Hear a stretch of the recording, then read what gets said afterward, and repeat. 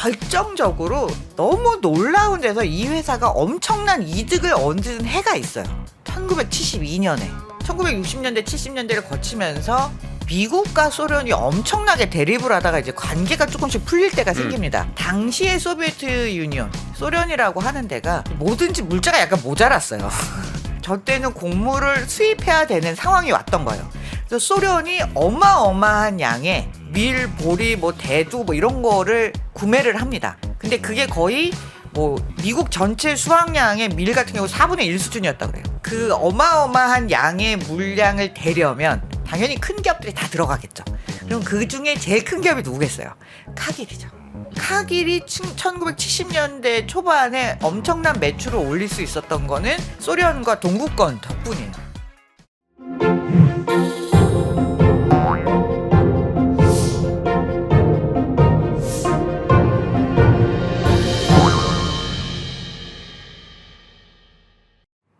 고영경 교수와 함께하는 말랑말랑 기업사, 오늘도 기업의 재밌는 뒷얘기들 여러분께 전해드리도록 하겠습니다. 반갑습니다. 정프로고요. 네, 이프로입니다. 김프로입니다. 네. 그리고 우리 고프로님 소개해드리겠습니다. 어서 오십시오. 예, 어서 안녕하세요. 오세요. 고프로입니다. 반갑습니다. 예.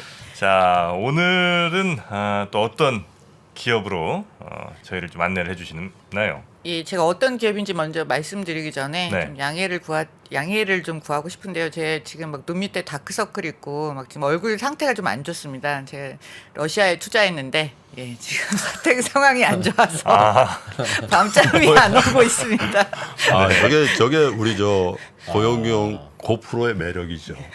통상 저런 건 좀 감추잖아. 네. 러시아 쪽에 한번 들어가셨었군요. 예, 저는 좀 장기 투자였는데 예, ETF를 갖고 있는데 저는 사실 이제 원자재 대체용으로 ETF를 러시아 ETF를 되게 오랫동안 갖고 있었어요. 그런데 저는 정말 이렇게 될지는 잘 몰랐고요.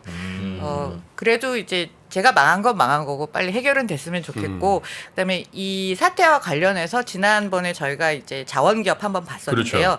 지금 모든 인플레이션이나 이런 전쟁의 위기에서 사람이 다치지 않는 것도 되게 중요하지만 또 한편으로 우리가 이제 경제 측면만 보자면 모든 곡물가들이 지금 굉장히 많이 출렁이고 있어요. 그래서 네. 이때 우리가 전 세계에서 제일 큰 곡물기업, 농업기업 예, 한번 찾아보자 해서 제가 카길을 들고 왔습니다. 카길. 네. 네. 좀 이름은 좀 들어봤고요. 근데 이제 실제 우리가 뭐 실생활에서 만날 일은 그럴 일은 거의 없을 거의 거예요. 없잖아요. 소비재는 거의 없죠. 소비재는 없는 것 같지만 뭐 사료 이렇게 우리 애완견 사료라든가 네. 뭐 이런 거 좀 나오고 있고요. 네. 예. 그리고 우리가 먹는 초콜릿 뭐 이런 거 코코아 뭐 이런 것들도 다 생산을 하기 때문에 사실은 관련이 없는 것 같지만 굉장히 밀접한 관련이 있고 그리고 이 회사가 생각보다 정말 큰 회사입니다. 굉장히 큰 회사죠. 예. 대체로 근데 우리의 어떤 뭐 소비재 기업들과 거래하는 그렇죠. 회사인 거죠. 예, 네. 이제 B2B에서 많이 움직이고 있기 때문에 잘 보이진 않지만 한 번쯤은 이야기를 들어봤을 네. 법한 예, 회사 이름 정도는 들어봤을 법한 회사인데요. 이 회사는 결정적으로 또 많은 사람들이 친근하게 느끼지 못하는 이유가 상장 회사가 아니기 때문이에요. 비상장. 예. 그래서 전 세계 비상장 회사 중에서는 뭐 아마 매출액 기준으로는 가장 큰 회사라고 볼 수 있을 것 같습니다. 그러니까 포브스가 뽑은 그 프라이빗 컴퍼니 중에 제일 큰 거가 카길입니다. 제 기억이 맞다면 아마 제 이 회사를 언제 처음 들어봤냐면 한 93년 4년쯤에 그때 이제 막 그 무슨 우리나라가 미국이랑 무슨 쌀 수입 관련 무슨 협상을 아마 했었을 뭐야, 거예요. 그게? 우루과이 우루과이 라운드 라운드? 뭐 그런 예. 거 했었던 것 같은데 그때 이제 무슨 구호 중에 하나가 뭐 이렇게 되면 우리는 뭐 카길의 뭐 노예가 된다 이제 이런 식의 얘기가 좀 있었었거든요. 그건 그때 알았어? 그때 저는 처음 들었던 것 나는 같아요. 네. MBA 갔다 와가지고 뭐 이렇게 회사 다닐 땐가 근데 헤드헌팅에서 전화가 온 거야. 카길이. 그래서 카길이라는 데서 채권 투자자를 뽑는다는 거야. 그래서 내가 아무리 봐도 뭐 모건 스탠리나 뭐 이런 데는 카길 보니까 이제 공문회사야. 근데 이게 그래서 인터뷰를 했거든. 저 남산 순환도로에 있었어요 사무실이. 한국에. 한국 카길. 그러니까 지금은 어떤지 모르겠는데 남산 순환도로 가면 남산 체육관 있고 거기 필립스 건물이 있었거든. 거기 한 5층 건물 이런데 거기 있어. 그래서 갔어. 뜬금없다. 필립스도 뜬금없다고 생각했는데 남산 그 도로에 필립스 거 알지? 알아요. 툭 나타난. 거기 있는 거야. 그래서 인터뷰를 했어. 근데 이게 야 내가 이 금융회사인데 이게 근데 거기 여기가 진짜 그 백그라운드 그 백단에서 하는 일이 엄청나게 많아요. 여기가 사실 반은 공물회사고 반은 금융회사. 금융회사입니다. 금융회사. 아, 그래요? 반은. 왜냐하면 이 우리가 그 공물이라는 게 사실은 선물 선도 계약에서 가장 많이 차지하고 있는 게 맞아요. 공물이라든가 원자재잖아요. 그러다 보니까 이 회사가 뒷백단에서는 엄청나게 큰 사실상 투자 회사이기도 그러니까요. 하고 리스크 매니지먼트도 많이 하고 예, 그런 회사입니다. 아, 이거 아, 갔어야 그래요? 됐나 봐. 그때 응. 할 걸 그때 갈 걸 이런 얘기인데 몰랐지 이렇게 의미 크고 없어요. 좋은 회사인지. 근데 자, 그 네. 정프로님 말씀하신 거가 사실은 전 세계에서 많이 또 반감을 사는 기업이기도 합니다. 네. 그러니까 이 아. 카길, 뭐 몬산토, 뭐 이런 회사들이 몬산토, 맞아요. 우리 그러다가 종자 다 뺏기고 맞아요, 노예된다, 뭐 맞아요. 이런 얘기가 사실 한국에서만 나온 얘기는 아니고요. 전 세계 곳곳에서 예, 그런 비난을 받기도 합니다. 아, 어찌됐든 이런 위기 상황에서 가장 주목받는 기업 중에 하나인데요. 이 카길이라는 회사가 또 오래됐죠. 예, 150년 넘었습니다. 여기도 또 회사 그 창립자가 카길이에요? 예. 사람 이름이 카길이고 회사 이름도 카길입니다. 예, 그래서 윌리엄 월리스 카길이라고 해서 WW 이렇게 앞에가 두 글자가 W라 해서 이제 WW 카길이라고 부르는데요. 이제 1844년에 태어나신 분인데 부모님이 스코틀랜드 출신이에요. 스카티시고 그리고 부모님이 이제 뉴욕 쪽으로 이민을 온 거죠. 선장이셨다고 그래요, 아버님이. 그래서 네. 이민을 와서 이제 뉴욕에서 태어나고 이제 선장 일을 하시다가 야, 시골 가서 우리 농사나 짓자. 그러면서 뉴욕에서 이제 위스콘신 쪽 로 옮겨갔다가 뭐 이제 다시 아이오와주로 옮겨가는데 그렇게 해서 시골에 살면서 보니까 아 창고를 하면 좀 돈이 될 것 같다. 그래서 곡물 처음에 창고. 처음에 조그만 곡물 창고로 시작을 해요. 네. 아이오와에서 그게 이제 1865년입니다. 아, 그게 첫 창립이에요? 예, 그게 첫 창립이에요. 그런데 아시다시피 저 오데오 밑에 뭐 오하이오라든가 아이오와라든가 위스콘신이라든가 뭐 미네소타 이런 데가 다 이제 약간 곡창지대죠. 곡창지대잖아요. 그러다 보니까 저 창고 사업을 조그맣게 시작했는데 나름 잘 되는 거예요. 예, 그래서 이 집의 형제가 원래 자녀가 7명이 있었는데 이제 이 WW 카길, 윌리엄 윌리스 카길이 세 번째 아들이고 그 밑에 남동생들이 이제 장사가 좀 되네. 그러면 형 회사에 가서 일을 좀 해봐야겠다. 저 1800년대 후반이라고 하는 건 사람들이 다 누구나 대학을 가고 막 이런 시절은 꼭 아니기 때문에 일찍 일을 하고 특히 농촌 같은 데서는 일찍 이제 뭐 노동력으로 이제 그렇죠. 투입이 되는 시대였기 때문에 남동생들이 합류를 해서 이제 가족 회사가 돼요. 그런데 저 길을 따라가다 보면 계속 회사를 조금씩 옮겨요. 왜냐하면 여기서 창고를 했는데 좀 잘 되면 그거보다 좀 더 큰 동네로 가요. 그런데 어떤 길을 따라다니냐면 곡물은 자기네가 키워서 자기네가 다 먹으려고 하는 게 아니잖아요. 이거는 어딘가 팔아야 되잖아요. 그렇죠. 그러면 이동이 제일 중요합니다. 음. 그러니까 이게 강을 따라가든지 아니면 기찻길 따라가든지. 기찻길을 따라가는 거죠. 아. 그러면서 계속 옮겨 다니는 거예요. 그래서 아이오와주 코노버에서 했다가 라임 스프링스 갔다가 그다음에 미네소타주 엘버틀리에 갔다가 그다음에 위스콘신주 라크로스 갔다가 이런 식으로 사실 저 기간이 그렇게 길지 않잖아요. 그러네요. 근데 저게 철도 따라가고 뭐 강길 따라가고 그러면서 계속해서 옮겨 다니면서 네. 이제 창고를 이렇게 접어보고 저렇게 접어보고 하면서 사람들하고 거래하는 방식이 이제 스킬이 늘어나는 거예요. 그렇군요. 그러니까 창고를 지어서 사업을 한다는 건 창고를 지어놓고 보관해주고 돈 받는 뭐 이런 그렇죠. 사업인가요? 아. 예. 왜냐하면 이제 누군가 이거를 대량으로 사서 도시에 가서 팔아야 되잖아요. 근데 자기네가 직접 도시에 가서 파는 건 못 하니까. 빈투비니까. 예. 그래서 우리가 보관해 줬다가 인계해 주고 네, 또는 네, 네. 아니면 내가 곡물을 사요. 아. 내가 사서 내가 선도거래처럼. 예. 비싸게 그렇게 하는. 해놓고. 그래서 사실은 이때부터 돈이 좀 들어가고 눈이 점점 넓어진 거야. 야, 밀만 할 게 아니고 뭐가 또 돈 되는 거 없니? 해보니까 목재. 옛날에는 미국은 뭐 지금도 나무로 집을 지으니까요. 근데 목재 같은 경우도 그다음에 뭐 종자 뭐 이런 거 그런 식으로 점점 눈이 넓어지는 거죠. 창고가 옮겨가는 이유는 원래 있었던 창고가 쓸모 없어져서 그런가요? 아니에요. 그 창고는 그대로 두고 넓히는 더 거예요? 크게 하는 더 거죠. 크게 하면서 본사를 옮겨가고. 결국 부동산이었네. 또 그 창고들이 나중에 돈이 됐죠? 예. 땅값이 올라서. 그거를 팔았다는 얘기까지는 못 들었는데 그래서 창고를 계속 늘려가는 거예요. 음. 그래서 1885년 이게 한 20년 된 거잖아요. 20년 동안 창고가 벌써 저장소가 100개를 돌파해요. 부동산 맞네. 맞아. 맞다니까. 100개를 한 20년 만에.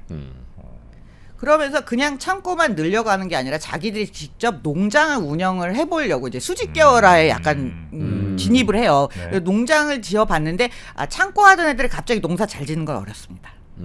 망해요. 이때 돈만 농사는 망해. 날립니다. 네. 예. 그리고 중요한 건 지금 왼쪽에 보이는 사진이 이제 미니애폴리스 카길 엘리베이터 컴퍼니라고 되어 있는데 이 곡물을 실으려면요. 이렇게 크게 탑을 쌓아가지고 이렇게 들어 올려서 내리는 그런 그렇죠. 시스템을 점점 갖춰 나가야 되는데 이 기술도 계속 좋아지는 거예요. 예. 그러면서 이제 회사가 점점 확장이 됐는데 처음에 이제 아버지 카길이 회사를 많이 키워놨는데 1909년에 이제 돌아가시게 돼요. 근데 아까 말씀드렸을 때 동생 2명이 들어와 있었다 그랬잖아요. 네. 그리고 동생 2명 중에 한 명이 좀 다른 지방에 있는 거, 여기 건 내가 뛰어가서 내가 할게. 그래서 이제 연결된 회사기는 하지만 동생들이 가고 그러면 이 회사를 누군가 물려받아야 되는데 여기서 놀랍게 사위가 물려받습니다. 그러니까 아들이 원래는 둘이 있고 딸이 1명인데 아들 1명에 대한 얘기는 잘 안 나와요. 제가 찾아보니까 아마 일찍 돌아가셨거나 아니면 뭐 사업의 관계를 크게 안 했던가. 그래서 3분의 1씩 지분을 주게 되는데 저 사위가 어떻게 만나게 되냐면 이제 미네아폴리스 도시를 계속 옮겨 다녔잖아요. 그래서 라크로스라는 데를 갔을 때 이 카길이 집을 지어서 사는데 그 건너편 집이 은행집. 은행 이사의 다니는- 집인데 그 집에 아들이 있는 거예요. 그 집안이 이제 맥밀란인데 그 아들하고 자기 딸하고 결혼을 해요. 그래서 이 집안이 그러니까 그냥 결혼을 하면서 된 게 아니라 일정 정도의 투자금도 들어갔을 거라고 저는 추정이 되는 게 왜냐하면 돌아가실 때 지분을 딸 3분의 1, 사위 3분의 1, 아들 3분의 1을 줘요. 그럼 3분의 2 준 거네 사실상. 예. 아들 같은 사이구나. 예, 그래서 사실은 그 돌아가시기 전부터 들어와서 사업을 같이 한 것도 있고, 그런데 나중에 보면 우리 그 카길 집안의 역사에 대해서 이렇게 나오는 거 보면 그 카길 앤 맥밀란 패밀리라고 하거든요. 그러니까 제가 볼 때 저기서 빈손으로 온 사위는 아닌 것 같다. 약간 추정을. 예. 그리고 뭐 은행집이었다고 했으니까 뭐 투자를 좀 했을 수도 그럴 있고요. 수도 있겠네. 예. 그러면서 하여튼 저 카길이 돌아가시고 창업자 카길이 돌아가시고 저 사업을 이제 사위가 물려받게 됩니다. 저기가 사실상 적통을 이제 이어받는 거예요. 예. 그리고 이 카길은 저 때부터 지금까지 비상장이잖아요. 네. 패밀리가 대주주예요. 88%에서 90%까지 지금도 갖고 있어요. 그 큰 회사에 네. 엄청나네 이 집이. 상장이 아니고 뭐 특별히 더 투자받을 일이 없으면. 그럼. 그래요. 자본금이 크진 않을 거야. 아마. 투자를 받을 이유가 없지는 않았을 텐데 그럼에도 불구하고 자체적인 자금 조달이라든가 이런 거 기법들을 이제 본인들이 투자를 하잖아요.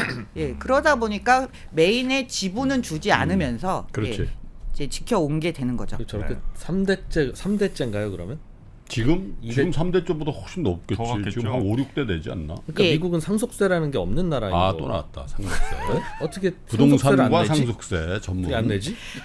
근데 이제 이런 부분에 있어서 장단점은 분명히 있습니다. 그 부분은 이제 2부에서 말씀드릴게요. 근데 일단은 저 시절까지는 패밀리가 계속 내려가는 게 이상한 건 아니었어요. 예, 가족 기업이었고 그 말씀드린 대로 저 터미널 엘리베이터 이런 것들을 계속 확장하면서 투자가 계속 들어가요. 근데 돌아가실 때쯤에 있어서는 투자를 너무 많이 하다 보니까 기업이 그렇게 안정된 상태는 아니었어요. 네.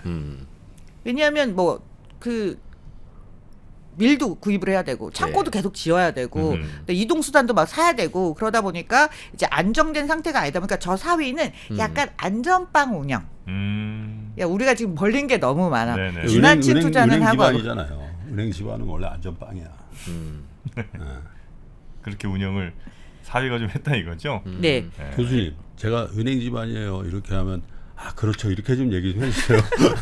딱 끊어버리니까. 특징이야. 우리 되게 재밌는 포인트야. 거의 매일 저는 이제 뭐 항상 오늘 얘기하시면 교수님 우리가 회심의 추임새를 했을 때 너무 정막이 흘러서 그 모든 추임새에 대해서 반응이 없으셔. 아. 그래 그러나 너희가 이야기할 시간은 잠깐 줄게. 다 했니? 그래 그럼 다시 내 얘기.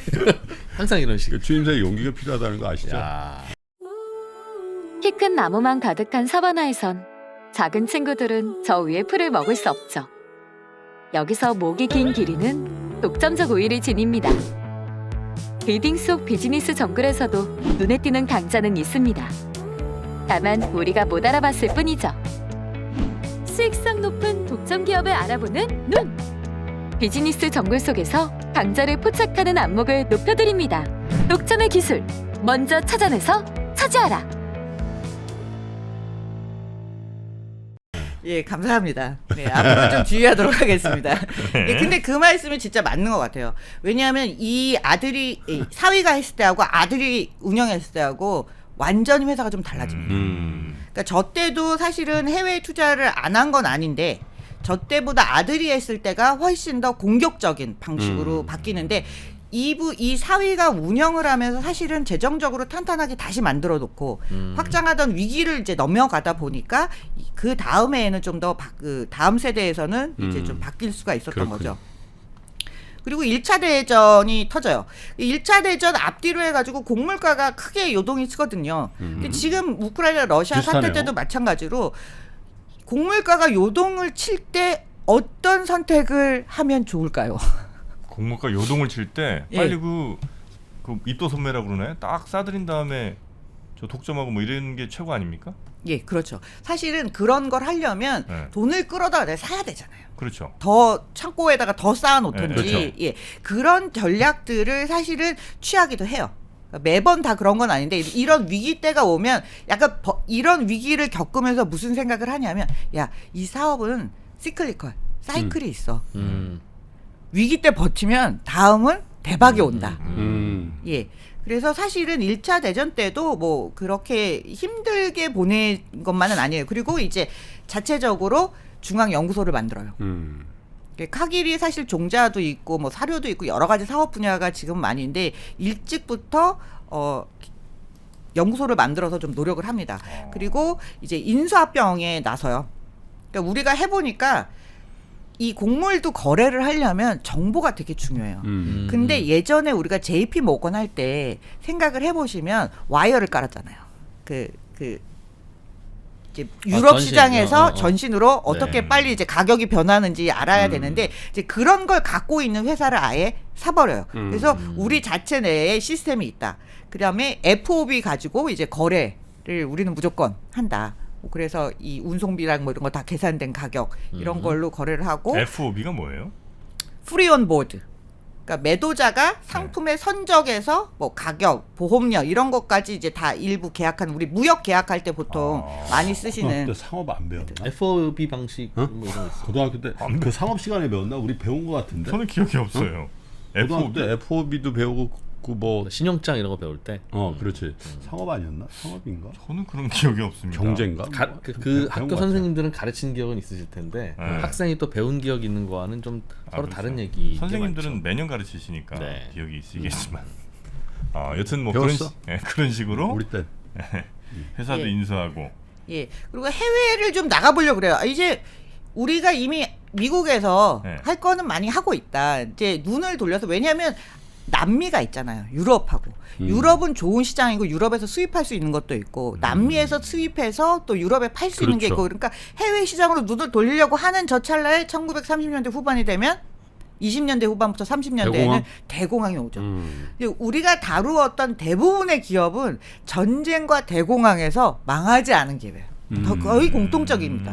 100년이 된 기업들은 저 시점에 성장의 발판을 마련해요. 잘 살아남아서 남들 죽을 때 내가 버텨서 예, 살아남게 되거든요. 네. 그래서 저 때 이제 사실 안 좋았어요. 그래서 막 카길도 사람들 다 해고하고 뭐 이렇게 했는데 이제 그 사위가 물러나고 사위가 이제 돌아가시고 이 아버지가 돌아가시고 이제 그 맥밀란 주니어 아버지 다음에 그 사위 아들 세대가 들어오는데 저분은 조금 과감한 거예요. 예, 아까 말씀드렸잖아요. 저 사위가 했을 때와 그 다음 세대가 했을 때 차이가 있다. 그래서 운송 수단에 투자를 많이 해요. 상황이 안 좋을 때일수록 더 과감하게 투자해야 된다. 음. 그래서 옆에 보시는 게 그 바지선이에요. 이제 곡물이라든가 이런 거 싣고 그러네. 이제 쭉 끌어가는데 이제 저런 데도 이제 투자를 하면서 카길이 우리가 모르게 생각보다 뭐 트랜스포테이션, 뭐 쉽빌딩 이런 거에도 다 진출을 합니다. 예. 그리고 써야 되니까. 좀 공격적으로 한다라는 얘기는 반대로 얘기하면 곡물 가격에 대해서 뭔가 주도권을 쥐다 못해 이익을 극대화하려다 보면 저 당시에는 아직 그 시장의 규칙이 완벽하지 않을 때여서 예 그러면서 이제 분쟁이 일어나기도 해요. 그래서 선물 가격이 막 안 좋아지는데 그 안 푸는 거예요. 그 밀이 모자라고 막 이제 시장에서 풀어라 그러는데 안 푼 거죠. 그것 때문에 문제가 계속돼서 그 뭐 시카고 무역위원회에서 뭐 소송도 하기도 하고 그래서 가격 그러니까 소위 말하는 우리 그 뭐라 그러죠? 그 게임스탑 같은 데서 나오는 뭐 공매도라든가 스퀴즈 비슷한 현상들이 좀 일어나면서 그런 문제로 사실은 소송이 제기되기도 하고 그러니까 마켓에서 자기네가 가지고 있는 파워를 알고 있기 때문에 가격을 좀 만들 수 있다는 거군요. 예, 그러니까. 지나치게 시장 자체를 코너로 몰았다라는 비판을 많이 들었습니다. 약간 독점적인. 예, 그러면서 이제 그 해보니까 야 우리가 곡물만 할 게 아니라 좀 더 뭐 이제 눈을 넓히게 되는 거죠. 그래서 뭐 농부들을 계속 상대를 하다 보면 결국은 곡물 말고 이제 닭도 치고 돼지도 사료. 키우고 예, 당연히 사료가 가장 예, 중요한 부분 중에 하나입니다. 그리고 저 사료라는 게 생각보다 그 오일 만드는 거 우리 식용유 만드는 거하고 되게 연관이 돼서 같이 가요. 사료랑 식용유가요? 왜 그러냐면 네. 곡물을 짜서 우리가 뭐든지 짜서 기름을 만들잖아요. 남는 찌꺼기. 예, 그 찌꺼기가 이제 고단백인 거죠. 그렇지. 콩찌꺼기 뭐. 예. 옥수수. 왕겨 예. 뭐 이런. 그래서 뭐 그게 뭐 해바라기 씨 오일이 됐던 뭐 홍화 씨유가 됐던 포도 씨유가 됐던 뭐가 됐던 그래서 그런 오일 짜내는 거하고 사료하고 같이 나가는데 사실 사료 시장이 굉장히 큰 시장이에요. 예, 그래서 우리가 자체적으로 사료 사업을 시작하는 것도 있지만 보다 중요한 건 이럴 때 빠르게 확장하는 방법은 뭐 미국 기업들은 항상 정답이 정해져 있죠. 인수를 하는 거죠. 그렇죠. 예, 그래서 1945년이 되면 이제 몇 가지 회사를 인수를 하면서 그리고 가장 중요했던 회사가 뉴트레나 밀스라는 사료 기업을 인수를 하게 됩니다. 그리고 또 다른 회사를 사가지고 로얄 피드 앤 밀링 회사를 사서 이제 합병을 해서 사료 부분을 굉장히 키우는 거예요. 그래서 오일하고 사료하고 그다음에 원래 하고 있던 곡물 저장 창고 뭐 이런 것들 사업들이 확장이 되면서 이제 좀 더 다각화가 진행되는 거죠. 예. 그래서 이제는 아까 이제 창업자에서 사위로 갔다가 사위의 손자 세대를 갔다가 옆에 손자 세대로 갔다가 뭐 이런 식으로 가족이 계속 이어져 내려오는 경영 형태에서 이제 세대를 넘어가요. 저 때부터는 아버지 이름이 맥밀란이니까 맥밀란 가가 경영을 했다고 봐야 되겠네. 그런데 이제 그 카길 집안의 사람들이 아예 안 들어가 있는 건 아니니까. 예. 이제 회장을 누가 하느냐, 네. 누가 키워서 이제 누가 좀 더 능력이 있어서 그렇게 진행이 되느냐 이렇게 보고 있는 거죠. 그리고 이 오스텐 카길이라는 분도 계속해서 회사에서 일을 해요. 예, 그렇기 때문에 아예 그 저분이 회장이 될 때도 있고 그래서 이 가족 사이에서 계속 움직이는. 그렇군요. 예. 보통 이제 저렇게 되면 그 사위네랑 이제 아들네가 싸우고 분쟁하고 이런 경우들이 꽤 많은데 여기는 이제 그러진 않았던 모양이군요. 이 그러지 않았던 이유가 그래도 어쨌든 맥밀란 쪽에 지금 지분이 좀 더 많이 가져가 있는 상태에다가 그리고 사업이 계속 확장을 할 때 좋은 점은요 싸우기보단 파이 자체가 커지는 거예요. 예. 그래서 부자들이 돈 때문에 많이 싸우잖아요. 그게 돈이 부족해서 그러는 거예요. 진짜 많으면 형제간에 싸울 일 없어. 그러니까 아니 제 어정쩡하게 생각에는 많으니까 싸우는 진짜 거지. 많을 때도 제가 볼 때 싸울 것 같은데 진짜 많으면 안 아니, 싸워. 삼성도 싸웠잖아. 현대카도 엄청 싸웠잖아요. 그래. 그러니까 삼성현대가 돈이 부족해서 싸우는 거라니까요. 형제들에 비해서. 제가 볼 때는 이런 차이점은 또 있는 것 같아요. 그러니까 우리는 장자 승계. 위너텍스 올에 가깝잖아요. 지분을 주더라도 누가 여기에 진짜 경영자가 되느냐. 근데 이런 케이스 같은 경우에는 경영자가 최고 경영자가 되긴 하지만 지분 자체를 계속 똑같이 균등배분하면서 내려가는 거거든요. 네, 그래서 저는 그 부분에 있어서 조금 더 갈등의 요소가 좀 줄어들지 않았나. 우리는 이제 그렇게 되면 이제 계열 분리를 해가지고 자기 이름을 걸고 이제 이름은 안 걸지만 자기 그룹을 만들지. 네, 예? 그렇죠. 뭐 예를 들어 LG 반개만 해도 한 10몇 개 될 걸. 희성부터 시작해 LS 뭐 LI 엄청 많잖아. 삼성 지금 뭐 우리 젊은 세대들은 삼성 그 반개를 잘 모르는데 CJ, 신세계, 한솔. 한솔 그게 다 삼성이었죠. 잘 안 된 예. 세한그룹 뭐 그리고 우리가 모르는 것도 많아요 사실은. 예. 그래서 사실 한국의 그 지금 뭐 상호 출자 제한 집단이라고 하는 대기업 집단의 그 원류를 다 따라가 보면 몇 개의 가문으로 정리됩니다. 그렇죠. 예. 음. 공기업 집단 빼면. 맞아요. 예. 자, 그렇게 해서 이제 3대 한 4대까지 이렇게 쭉 내려가고 있고요. 예. 네. 그리고 1950년대에서 80년대까지는 고고 글로벌 뭐 전 세계로 다 진출합니다. 그래서 사실 한국에도 카길이 굉장히 일찍 들어왔어요. 1950년대 중반쯤에 들어옵니다. 아, 그때 워낙 뭐 미국산 뭐 밀가루나 이런 게 많이 아마 원조든 뭐 어떤 형식이든 들어왔을 테니까. 예. 그러니까 아시아가 사실은 그 곡물 수입이 많은 편이거든요. 밀은 안 나니까. 그렇죠. 네네네. 예. 근데 라면을 만들려도 뭐 밀가루는 있어야 되는 네. 거거든요. 그렇죠. 예. 그리고 뭐 유럽으로도 진출하고 남미로도 진출하고 그래서 이 시기가 사실은 50년대에서 60년대, 70년대까지는 그냥 쭉쭉 성장하는 기간이에요. 예. 그래서 이제 하다가 더 이상 물려줄 가족이 대체제가 안 나오는 거예요. 뭔가 뚜렷이 물려줄 애가 안 보인다. 그래서 이때 한번 전문 경영인으로 넘어가요. 전문 경영인으로 넘어갔다가 괜찮은 가족이 하나 나왔다. 물려받을 애가 있다. 그럼 1977년에 다시 가족 경영으로 가요. 그리고 1995년에 다시 전문 경영으로 갔다가 지금은 이제 계속 전문 경영인 시스템인데 이사회 안에는 가족이 있어요. 보드 멤버들은. 예. 그런데 경영에 적극적으로 관여하지 않는 거죠. 근데 이 시대까지는 아직까지는 그 가족과 전문 경영인 사이를 왔다 갔다 하는 네. 되게 독특한 그 체제를 구축을 했습니다. 그래서 이 두 분의 시대에서도 사실은 죄송합니다. 카길이 굉장히 성장을 잘했어요. 그리고 중요한 건 엄청나게 다각화를 합니다. 아까 우리가 이제 사료 정도 나갔고 뭐 그랬잖아요. 근데 이제 뭐 비료도 나가고 식품으로도 나가고 온갖 종류의 먹을 거 관계된 건 다 나갑니다. 그래서 이걸 사실 일일이 다 연도순으로 설명하자면 날을 새야 되고요. 제가 그 타임라인을 보다가 지겨워서 몇 가지만 중요한 부분만 네. 빼내는데요. 그래서 커키포드라는 회사도 사고 파라마운트 펄트리도 사고 뭐 이런 회사를 지금 뭐 소금, 옥수수 관련된 회사 그다음에 다른 곡물 회사, 경쟁사 이런 것들을 굉장히 계속 사요. 그런데 철강도 여기 사요? 소금 회사도 계속 사요. 아니 그 철강도 삽니까? 예, 철강도 삽니다. 오. 이제 나중에 이제 매각을 하게 네. 하게 되는데 노스스타 스틸도 사고요. 그러니까 우리 회사에서 밀을 사가는 어떤 고객이 있으면 그 고객은 어떻게 돈을 벌길래 우리 회사에서 밀을 사가 보다가 이렇게 돈 버네라고 하면 그냥 그걸 사든가 똑같은 걸 만들든가. 네, 그런 형식인데 왜냐하면 사실 곡물 위주로 한다는 것은 한 분야에 딱 섞여져 있으면 얘가 전체 작황에 따라서 글로벌 시세에 따라서 변동성이 너무 큰 거예요. 그렇게 하겠죠.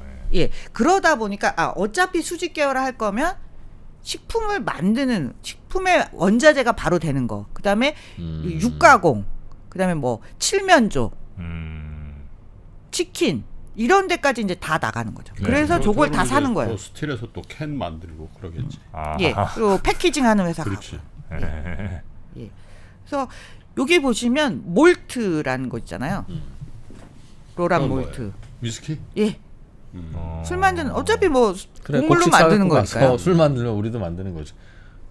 농심인가? 농심인가 롯데인가가 농심 롯데 계열사인가요? 라면 만들다가 라면 봉지도 본인들이 만들잖아요. 처음엔 납품 받다가. 농심 계열사죠. 율촌화. 율촌화. 그래서 원래 그 맥주 회사에서 예전에 우리나라 맥주에서 돈 제일 잘 버는 데가 그 병뚜껑 만드는 그 사마왕가. 네. 그리고 뭐 독점이죠, 독점. 현대가 아파트 그 왜 만들다가 왕관인 줄 알아? 거꾸로 하면 왕관처럼 생겼다. 병뚜껑이 옴니 병뚜껑만 만드는 응. 사마왕가는 예. 전 회사 전 근데 맥주사에. 그거는 이제 내가 알기로는 그 세무 공무원들 있잖아. 음. 퇴직 세무 공무원들이 아마 그 회사를 하나 만들어서 만들었을 거야. 병뚜껑 개수를 먹고 세야 먹고 살아라. 그래야 세금을 제대로 매길 수 있다는 이상한 논리죠 사실은. 그 카운트하는 거 그밖에 없을까? 근데 병뚜껑 개수대로 병이 만들어지기 때문에 그런 논리가 성립하는 건가요? 네. 와우. 병뚜껑을 잘 세야 이 친구들이 술을 몇 개 아니지 만들었는지 병은 유통이 되잖아. 병은 다시 다시 재활용도 되는데 병 뚜껑은 일회용이란 말이야. 어? 병으로 지금 계산을 못 해요. 뚜껑 몇 개 나갔니? 이걸로 된단 말이야. 오. 그거 생각해 보면 병 밑에다가 무슨 우표 같은 걸 붙여도 되지. 굳이 병뚜껑을 만들 필요가 뭐가 있어요? 인지를 거기다 붙여도 되지. 병 세척을 한단 말이야. 아니 근데 그 카길의 로고가 저렇게 바뀐 겁니까? 아니면 예, 계속 바뀐 거예요. 아 바뀐 거예요. 그래서 요즘 보이는 로고가 요 마지막 건데요. 예, 로고도 계속 뭐 전혀 일맥상통하지 않게 막 바뀌어요. 그러네, 일관성이 없네. 그러네 이게. 전혀 디자인의 일관성이 네? 이렇게 없기도 일관성이 힘듭니다. 없어. 예. 별 신경 안 쓰는 소비재가 아니다 보니 그래서 그런가? 그냥 카길이면 카길이지. 그건 뭐 대충 써. 그거 뭐 누가 뭐라고 안 해야 이런 그런 거죠. 네. 그래서 다양한 이런 이제 다각화를 해서 뭐 커피 거래 그다음에 뭐 코코아 이런 게 다 이 시절에 이제 인수되고 새로 네. 진출한 회사 이제 사업 분야가 되는 거예요. 그리고 결정적으로 너무 놀라운 데서 이 회사가 엄청난 이득을 얻은 해가 있어요. 1972년에. 12년이요? 이 1972년에 그 1960년대 70년대를 거치면서 미국과 소련이 엄청나게 대립을 하다가 이제 관계가 조금씩 풀릴 때가 생깁니다. 예. 네. 그런데 당시의 소비에트 유니온, 소련이라고 하는 데가 뭐든지 물자가 약간 모자랐어요. 그리고 작황이 안 좋을 때 지금은 러시아가 밀을 수출하는 나라지만 저 때는 곡물을 수입해야 되는 상황이 왔던 거예요. 그래서 소련이 어마어마한 양의 밀, 보리, 뭐 대두 뭐 이런 거를 구매를 합니다. 네. 근데 그게 거의 뭐 미국 전체 수확량의 밀 같은 경우 4분의 1 수준이었다 그래요. 그러니까 어마어마하게 구매를 한 거예요. 근데 네네. 그 어마어마한 양의 물량을 대려면 당연히 큰 기업들이 다 들어가겠죠. 그럼 그 중에 제일 큰 기업이 누구겠어요? 카길이죠. 그래서 카길이 1970년대 초반에 엄청난 매출을 올릴 수 있었던 거는 저 소련과 동구권 덕분이에요. 의외로. 와우. 그래서 무슨 얘기가 나왔었냐면 네. 야 카길엔 해가 안 진다. 해가 지지 않는 기업 카길. 예. 전 세계가 다 카길의 거래. 예상외로 자, 소련의 덕을 본 기업이 미국에서 나왔다. 뭐 이런 이야기가 이제 나돌 정도고 그리고 정확한 매출액은 근데 제가 찾아보니까 뭐 285억 달러까지 매출이 증가했다고 하는데 저는 이거는 너무 이렇게 확 너무 찐 숫자여가지고 믿을 만한 숫자는 아닌 것 같아요. 이게 공개된 기업이 아니다 보니까 뭐. 숫자가 약간 너무 들쑥날쑥해서 숫자는 제가 쓸 수 없는데 하여튼 엄청난 이득을 봤다고 해요. 근데 반대로 얘기하면 저 좋았던 시절을 지나서 80년대에 가면 미국이 또 저 거래를 막습니다. 그럼 반대로 타격을 또 엄청나게 입는 거예요. 그래서 이런 부분 때문에 카길 같은 경우에는 네. 그 농업에서 수익을 많이 창출을 함에도 불구하고 항상 불안감이 있기 때문에 다른 사업에 계속 눈을 돌리지 않을 수 없다. 예. 그래서 여기까지 말씀을 드리고요. 2부에서는 네. 이 회사가 계속 승승장구를 했을 것만 같지만 그런 회사는 없습니다. 예, 위기가 왔고 또 이 카길도? 위기를 어떻게 극복해서 예, 사실 2020년, 2021년에 매출이 어마어마하게 증가했습니다. 카길이요? 사람들이 다 집에 있었어. 엄청나게 집에서 뭔가 먹어. 만들어 먹고 곡물 수요가 폭발했어요. 그래요? 아니 집 4끼 5끼를 먹는 게 아니면 집에서 먹든 나가서 먹든 먹는 양 같을 것 같은데 그 곡물 가격이 뛰었잖아요. 왜 뛰죠? 더 먹는 게 아니고 생산 안 되는 거지. 생산 안 되거나 개나 고양이를 더 기를 수 있는. 그래서 여러 가지 요인에 의하여 네. 사실은 팬데믹 기간 중간에 야. 또 그 소득이 하기야 뭐 매출이 소득이 늘어났어요. 늘어나니까 또 많이 먹을 예. 수도 있고. 예, 그런 부분들 그리고 이제 전체적인 글로벌 농업 현황 뭐 이런 거를 헤어지지 않는 2부에서 거. 말씀드리도록 하겠습니다. 팬데믹 기간에 체중 같은 거를 통계를 내보면 상당히 많이 그 늘었을 것 같은데 그럴 수도 있어요. 비만. 한 2년 사이에 네, 왜냐면 밖에 운동도 잘못하고. 활동량은 좀 줄고 음. 집에 있으면 아무래도 손이 가게 돼 있거든. 먹게 먹을 돼 거예요. 있잖아. 그지? 활동량은 줄고 섭취량은 늘고 그래서 내 생각에는 비만 치료제 같은 거 있잖아. 그런 거 있지. 그런 거 만드는 회사들 있잖아. 네. 그런 거를 잘. 그래서 펠로톤이라고 네. 집에서 운동하는 거 그거 이제 망했지. 제박 거의. 쳤다가 이제 다시 예. 해가 지지 않는 기억하길. 네. 삼프로 TV도 해가 안 집니다. 저희요? 새벽 꼭두 새벽에 시작해서 네. 밤 뭐 자정이고 뭐고 없어요. 하필 3시 할 때만 그런 얘기 하냐 오늘? 어? 내가 나오는 날만 그런 얘기를 해요. 해가 지지 않아. 예, 뭐 잠깐 커튼 좀 치고 오겠습니다. 주말도 그러면 네, 잠시 쉬었다가 저희는 그러면 전략도 없고. 말랑말랑 기업사 카길 2부로 돌아오도록 하겠습니다. 잠시 후에 뵙겠습니다. 어느 날 3프로 TV로 날아온 편지 한 통. 안녕하세요. 3프로TV 강의에 감사를 표하고자 이렇게 글을 남깁니다. 비행기 조종사가 되고자 노력했지만 코로나로 인한 항공업 침체로 취업에 실패하였습니다. 하지만 좌절하지 않고 매일 3프로TV 방송과 온라인 강의를 들었고 4천만 원으로 시작한 투자는 어느덧 큰 자산이 되어가고 있습니다. 3프로TV를 통해 배운 올바른 철학과 투자를 지속하며 더욱 겸손해지고 배우고 실패를 경계하겠습니다. 사연을 통해 더 많은 분들과 이런 투자 경험을 나눌 수 있으면 좋겠다는 욕심이 들었습니다. 그래서 3프로 TV 최초로 시청자 감사제를 진행해 보려고 합니다.